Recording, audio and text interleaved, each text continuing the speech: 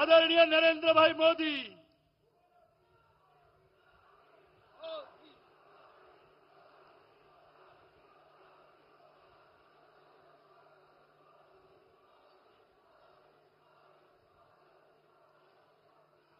छत्रपति शिवाजी महाराज की, श्री संत सेवालाल महाराज की, हर हर महादेव। सर्वल्ला राम राम। नांदेड आणि हिंगोलीकरांना माझा नमस्कार।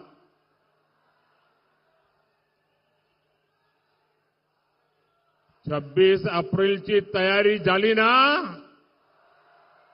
खरेच मैं सबसे पहले मराठावाड़ की महान धरती से हुजूर साहब को, गुरु गोविंद सिंह जी को प्रणाम करता हूं। मैं रेणुका माता और दत्त भगवान के चरणों में प्रणाम करता हूं। मैं बाबा साहब आंबेडकर और नानाजी देशमुख, दोनों भारत रत्न जैसे राष्ट्रपुरुषों को नमन करता हूं। साथियों, कल देश में पहले चरण का मतदान संपन्न हुआ है। मैं वोटिंग करने वाले सभी लोगों को और विशेषकर हमारे फर्स्ट टाइम वोटर्स को बहुत बहुत बधाई देता हूं और उनका आभार भी व्यक्त करता हूं। मतदान के बाद अलग अलग लोगों ने बूथ लेवल तक का जो एनालिसिस किया और जो जानकारियां मिल रही है, उसे विश्वास पक्का हो रहा है कि पहले चरण में एनडीए के पक्ष में एक तरफा मतदान हुआ है।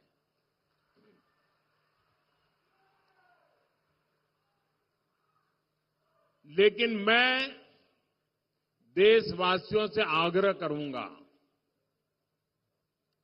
एनडीए की जीत आप पक्की कर रहे हैं, मैं सर झुकाकर आपका आभार व्यक्त करता हूं।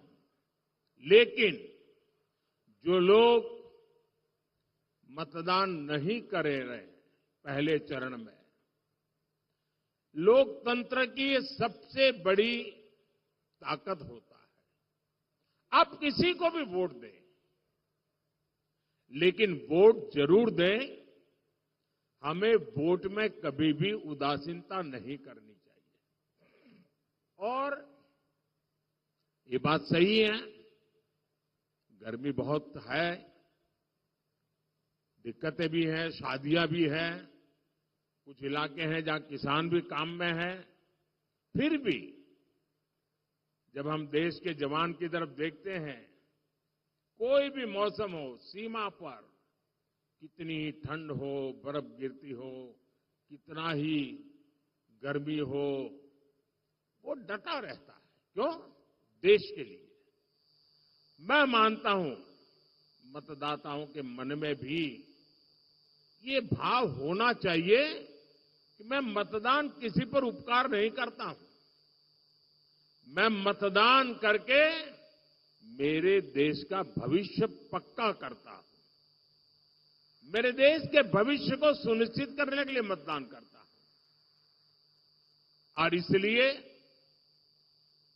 एनडीए के भव्य विजय की पहले चरण में साफ साफ आपका सहयोग के बावजूद भी लोकतंत्र के लिए मैं फिर आग्रह करूंगा कि भारी मतदान होना चाहिए। और मैं राजनीतिक क्षेत्र के सभी दल के कार्यकर्ताओं को कहूंगा, भले आपको लगता हो आज कि भाई अब चुनाव हारने वाले क्यों मेहनत करें, मैं उनको भी कहता हूं, लोकतंत्र के लिए मेहनत कीजिए। अरे आज नहीं तो कल, कल नहीं तो परसों, परसों नहीं तो नरसों, अरे कभी तो मौका आएगा। ऐसे निराश हो गए क्या बैठ गए हो?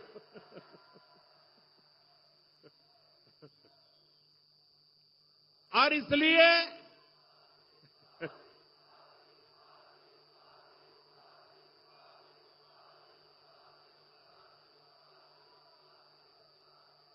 जिनकी हार सुनिश्चित है, उनके कार्यकर्ताओं को भी मैं हौसला बुलंद करते हुए कहना चाहता हूं कि आप मतदाताओं को जरूर मतदान करने के लिए प्रेरित कीजिए, क्योंकि दुनिया के लोगों को, दुनिया में वोटिंग परसेंटेज बहुत कम होता है।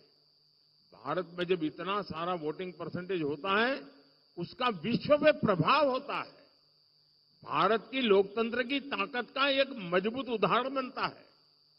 दुनिया को भी भारत को समझने के लिए अधिकतम वोटिंग बहुत जरूरी होता है।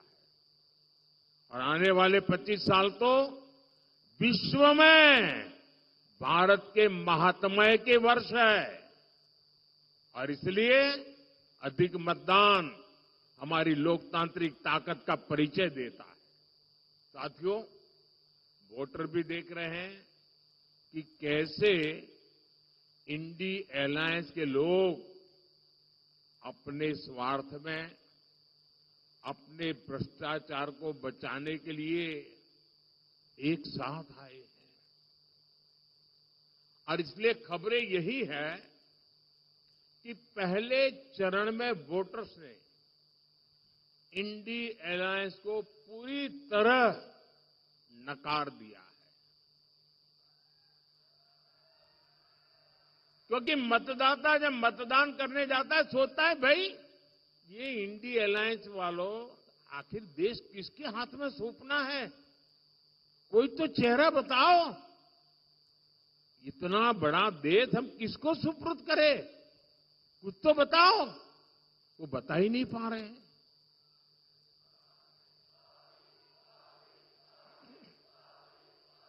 ये लोग दावे जो करें, लेकिन सच्चाई यही है कि चुनाव की घोषणा से पहले से ही कांग्रेस के नेता अपनी हार मान चुके हैं। और इसलिए कुछ नेता जो लगातार लोकसभा में जीत करके आते थे, इस बार आपने देखा है वो लोकसभा का चुनाव छोड़ करके राज्यसभा के रास्ते से अंदर जाके बैठ गए हैं। चुनाव लड़ने की हिम्मत नहीं रही है जी। हालात ये है कि इंडिया अलायंस वालों को इस चुनाव में लड़ने के लिए उम्मीदवार तक नहीं मिल रहे हैं। ज्यादातर सीटों पर इनके नेता प्रचार ही नहीं करने जा रहे हैं। और आप जानकर के हैरान हो जाएंगे, इस देश की करीब करीब 25% सीटें ऐसी हैं, 25%, जहां ये इंडी अलायंस के लोग अंदर अंदर एक दूसरे के खिलाफ चुनाव लड़ रहे हैं। अब वो किस प्रकार की बातें करते हैं जी, कोई कल्पना कर सकता है। चलो भाई एक आध दो में गड़बड़ हो जाए वो तो समझ सकते हैं।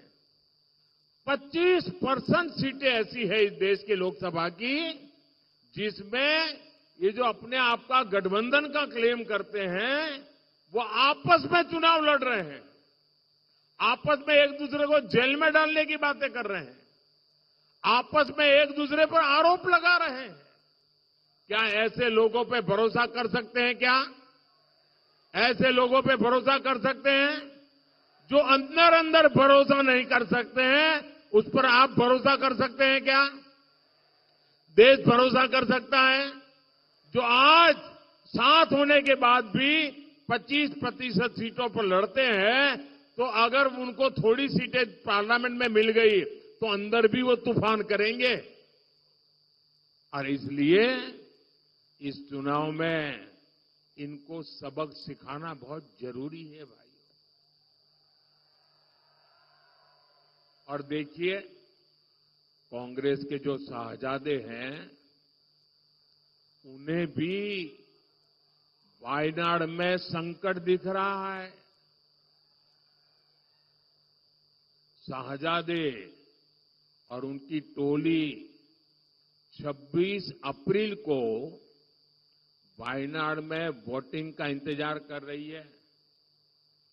जैसे ही 26 को वायनाड में वोटिंग पूरा हो जाएगा, ये शाहजादे के लिए एक और सुरक्षित सीट घोषित कर देंगे और कहीं और से फिर से लड़ाना पड़ेगा उनको,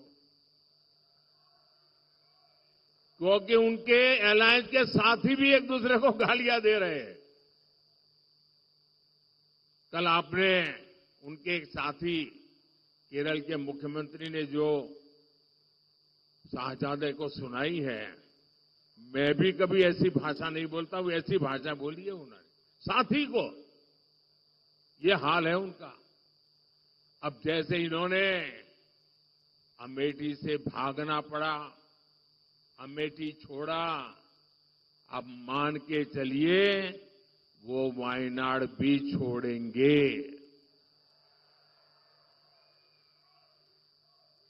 आप कांग्रेस का ये परिवार, आपको आश्चर्य होगा, आजादी के पहली बार स्थिति ऐसी बन रही है कि कांग्रेस का परिवार इस चुनाव में कांग्रेस को वोट नहीं देगा। खुद कांग्रेस को वोट नहीं देगा। ये हाल है इनका, क्योंकि जहां वो रहते हैं वहां कांग्रेस का उम्मीदवार ही नहीं है। अब ये ऐसी स्थिति कभी सोची है आपने कांग्रेस की कि जिस परिवार के भरोसे कांग्रेस चलती है, वो परिवार खुद कांग्रेस को वोट नहीं दे पाएगा। साथियों, आप देखिएगा 4 जून के बाद इंडी गठबंधन आज जो 25% सीटों पर बिखरा है, लड़ाई अंदर अंदर लड़ रहा है, 4 जून के बाद वो 100% एक दूसरे के कपड़े फाड़ने वाले हैं, एक दूसरे के बाल नोचने वाले हैं। इसलिए ये इंडी अगाड़ी के लिए मुझे बताइए, कोई भी समझदार नागरिक इनके लिए वोट बर्बाद करेगा क्या? कभी भी वोट बर्बाद करेगा क्या? और मैं तो मतदाताओं कहता हूं, आइए जी भर करके एनडीए को वोट दीजिए, पूरी ताकत से वोट दीजिए। एनडीए को वोट करना है, विकसित भारत के लिए वोट करना है। और इसलिए ही आज पूरा देश कह रहा है, फिर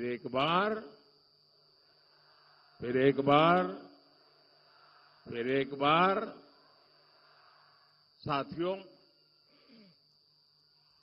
कांग्रेस गरीब, दलित, वंचित, मजदूर, किसान के विकास के सामने हमेशा दीवार बन के खड़ी है। आज भी एनडीए सरकार गरीब के लिए कोई काम करती है तो कांग्रेस उसका मजाक उड़ाती है। आजादी के 6 दशकों बाद पहली बार हमने करोड़ों गरीब महिलाओं को शौचालय देने का अभियान शुरू किया। तब कांग्रेस और इंडिया गाड़ी वाले लोग उसका मजाक उड़ाते थे। मैंने 50 करोड़ से ज्यादा गरीबों के पहली बार बैंक खाते खुलवाए। तब ये लोग कहते थे कि गरीब बैंक खाते को क्या करेगा। हम देश में डिजिटल इंडिया और यूपीआई जैसी टेक्नोलॉजी लेकर आए। तब कांग्रेस सरकार के एक बड़े मंत्री रहे हुए व्यक्ति कहते थे कि डिजिटल लेन देन अनपढ़ गरीबों के बस की बात नहीं है। जिस कांग्रेस पार्टी की सोच ही ऐसी हो, जिसको देश की जनता पर भरोसा ही न हो, उससे आप देश के विकास की उम्मीद कभी कर सकते हैं क्या? उन पर भरोसा कर सकते हैं क्या? ये लोग महाराष्ट्र और मराठवाड़ा की समस्याओं का कभी भी समाधान कर सकते हैं क्या? आपकी समस्याओं का समाधान कर सकते हैं क्या? साथियों, कांग्रेस ने दशकों तक महाराष्ट्र और खासकर विदर्भ और मराठवाड़ के विकास का दम घोंटने वाला का काम किया है। इस क्षेत्र में सूखे की स्थिति, पानी का संकट एक दिन में पैदा नहीं हुआ है। कांग्रेस के रवैये के कारण यहां किसान गरीब होते गए, जहां उद्योगों से जुड़ी संभावनाएं सूखती चली गई, मराठवाड़ के लाखों युवाओं को पलायन करना पड़ा। आपको इस स्थिति से निकालने के लिए एनडीए सरकार प्रतिबद्ध है। यहां एकनाथ शिंदे जी, देवेंद्र फडणवीस जी और अजीत पवार जी मिलकर किसानों के हित में काम कर रहे हैं। और अब तो एक क्षेत्र में और खुशी की बात है, अशोक जी भी हमारे साथ आ गए हैं। और मुझे याद है, मैं जब राजनीति में भी नहीं था और कभी मुझे लगता भी नहीं था मैं राजनीति में जाऊंगा, उस समय पुट्टपट्टी में साईं बाबा ने मुझे उनके पिताजी से परिचय करवाया। साईं बाबा का मुझ पर बहुत प्रेम रहता था और मैं उनके पिताजी के साथ लंबे, वहां समय था तो काफी देर बैठा। इतने उच्च पदों पर रहने के बावजूद भी राजनीतिक जीवन में इतना लंबा सफल कैरियर रहने के बाद मैंने उनकी जो नम्रता, मैं तो बहुत छोटी आयु का था, सामान्य, मेरे राजनीति से कोई लेना देना नहीं था, लेकिन जिस प्रकार से प्यार से उनसे बातें करने का सौभाग्य मुझे मिला, वो मैं कभी भी भूल नहीं सकता हूं। मैं हमेशा उनके व्यवहार में से आज भी कुछ न कुछ सीखने की कोशिश करता हूं।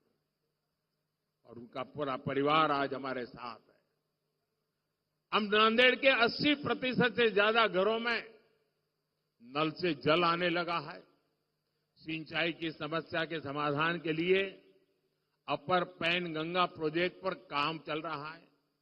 यहां के किसानों को इसका बड़ा लाभ मिलेगा। हमारी सरकार ने फसल बीमा योजना के तहत किसानों को प्रीमियम से 5 गुना ज्यादा क्लेम दिलवाया है। किसान सम्मान निधि के तहत अकेले नांदेड़ के किसानों को ही 1300 करोड़ रुपए से ज्यादा मिले हैं। इस क्षेत्र में तो ज्वार, बाजरा बहुत होता है।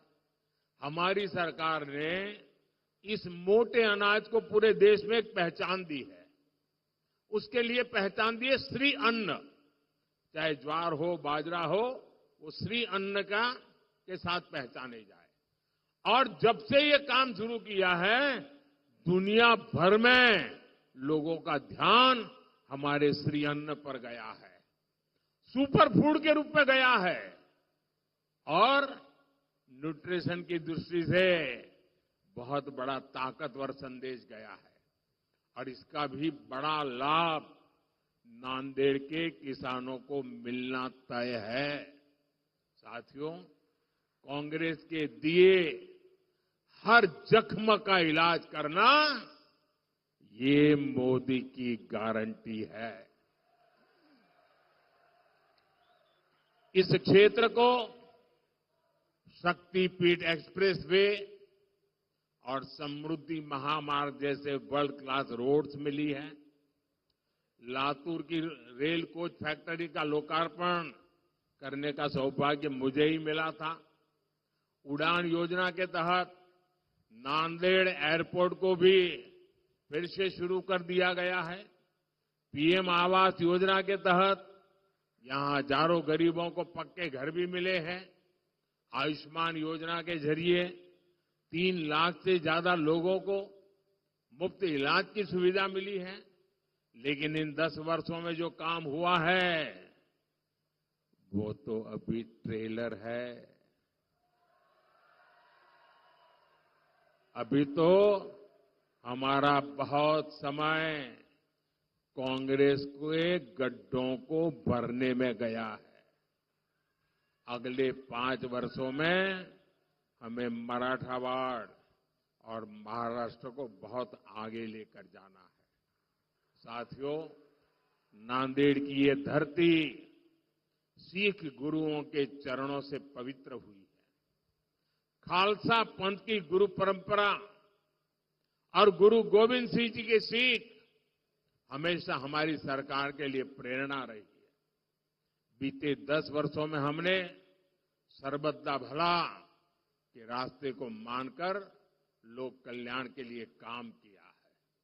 हमारी सरकार को गुरु नानक देव जी का 550वां प्रकाशोत्सव मनाने का, गुरु तेग बहादुर जी का 400वां प्रकाश पर्व मनाने का, गुरु गोविंद सिंह जी का 350वां प्रकाश पर्व मनाने का सौभाग्य मिला। करतारपुर कॉरिडोर का काम पूरा होने के बाद लाखों श्रद्धालुओं को वहां के दर्शन में मदद मिल रही है। लंगर को टैक्स फ्री करने का निर्णय हो या हरमंदिर साहब के लिए एफसीआरए की अनुमति हो, हुजूर साहब और हेमकुंड साहिब के दरबार तक बेहतर इंफ्रास्ट्रक्चर का इंतजाम करना हो, एनडीए सरकार ने सिख परंपरा से जुड़े हर तीर्थ के विकास के लिए पूरी शक्ति और पूरी भक्ति से काम किया है। यह हमारी ही सरकार है जो अफगानिस्तान से वहां जब संकट आया, निर्दोष लोगों की हत्याएं होने लगी, हमारे धर्म स्थानों पर हमले होने लगे, तब अफगानिस्तान से गुरु ग्रंथ साहब के पवित्र स्वरूप को पूरी सुरक्षा और मान मर्यादा के साथ हम अफगानिस्तान से भारत ले आए। ये हमारी ही सरकार है जो बंटवारे के पीड़ितों के लिए सीएए लेकर आई। सीएए ना होता तो हमारे सिख भाई बहनों का क्या हुआ होता? जो अफगानिस्तान से आए हैं उनका क्या गुनाह है? लेकिन कांग्रेस इसका भी विरोध कर रही है। ऐसा लगता है 84 का बदला कांग्रेस सिखों से अब तक ले रही है। साथियों, हमारी सरकार जो कहती है वो करके दिखाती है। मोदी की गारंटी यानी गारंटी पूरे होने की गारंटी। मोदी ने गारंटी दी थी कश्मीर को आर्टिकल 370 से मुक्ति मिलेगी। आर्टिकल 370 आज इतिहास बन चुका है। मोदी ने गारंटी दी थी 3 तलाक खत्म होगा। आज मुस्लिम बहनों को 3 तलाक से मुक्ति मिल चुकी है। मोदी ने गारंटी दी थी देश की अर्थव्यवस्था को गड्ढे से निकालेंगे। आज भारत दुनिया की 5वीं सबसे बड़ी अर्थव्यवस्था है। अब मोदी की गारंटी है भारत दुनिया की 3री सबसे बड़ी अर्थव्यवस्था बनेगा। और आप सब देख रहे हैं आज अयोध्या में रामलला का भव्य मंदिर बनकर तैयार है। लेकिन ये इंडी अघाड़ी वाले क्या कर रहे हैं?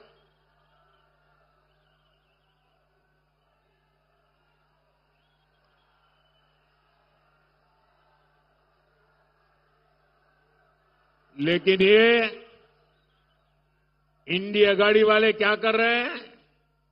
ये लोग सनातन को गाली दे रहे हैं। ये लोग राम मंदिर प्राण प्रतिष्ठा का बहिष्कार करने को सही ठहरा रहे हैं। ये लोग राम मंदिर में पूजा अर्चना को पाखंड बताकर हमारी आस्था का अपमान कर रहे हैं। क्या ये माफ करने योग्य है क्या? ऐसे लोगों को माफ किया जा सकता है क्या? साथियों, मराठवाड़ केवल एक इलाका नहीं, ये हमारे भारत का सुरक्षा कवच है। मुगल आए, अंग्रेज आए, लेकिन मराठा शौर्य ने ये सिद्ध किया कि भारत हमेशा रहने वाला है। आज एक बार फिर विकसित महाराष्ट्र और विकसित मराठा भारत के लिए, विकसित मराठावाड़ के लिए हमें सबसे आगे खड़ा होना दिखता है। आने वाली 26 अप्रैल को आपको मराठावाड़ा के विकास के लिए नांदेड़ लोकसभा से प्रतापराव पाटिल और हिंगोली लोकसभा से बाबूराव कोहलीकर, इनको रिकॉर्ड वोटों से जिताकर मुझे मजबूती करनी है। ये दोनों उम्मीदवार आपके सांसद बनकर संसद में मोदी को ताकत देंगे और इसके लिए आपको कुछ काम करना है, करेंगे। आपको कुछ काम करना है, करेंगे। एक, आपके बूथ में मतदान के पुराने सारे रिकॉर्ड टूटने चाहिए। ज्यादा से ज्यादा मतदान करना है, करेंगे। बूथ में ज्यादा से ज्यादा मतदान पक्का करेंगे। दूसरा, हमें पोलिंग बूथ जीतना है। पोलिंग बूथ जीतेंगे, पोलिंग बूथ जीतेंगे, हर पोलिंग बूथ जीतेंगे। सभी मतदाताओं से मेरा आग्रह है, हर पोलिंग बूथ जीतना है। अच्छा, मेरा एक और काम करना है, करेंगे? करेंगे। देखिए, महाराष्ट्र के घर घर जाना और हर परिवार में जाकर के मोदी का प्रणाम पहुंचाना। मेरे प्रणाम पहुंचाएंगे, हर घर में पहुंचाएंगे। बोलिए भारत माता की, भारत माता की, भारत माता की। बहुत बहुत धन्यवाद।